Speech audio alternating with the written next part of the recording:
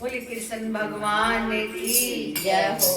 तो गोपियां जब कृष्ण जी द्वारिका चले गए थे तो गोपियां किस प्रकार पुकारती हैं मेरे कन्हैया को, इस भजन के द्वारा सुनिए।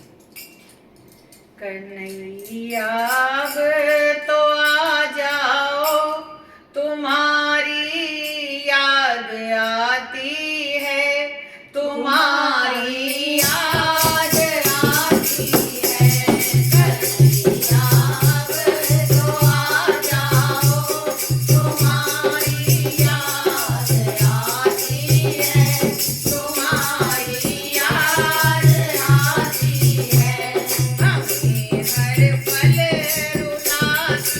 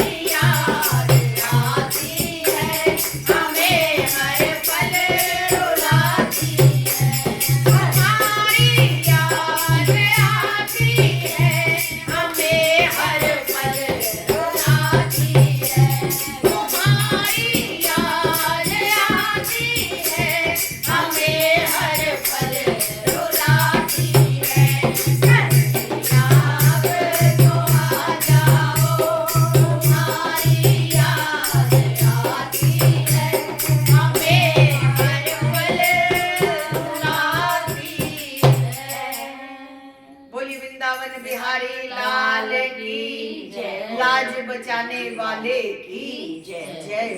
देखो किस किस को हमारे कन्हैया की याद आती है, तो सब भजन को सुनकर और कमेंट में जरूर लिखना कि हम सभी को हमारे कन्हैया की याद आती है। जय श्री श्याम। जय श्री श्याम। राधे राधे। जय श्री श्याम।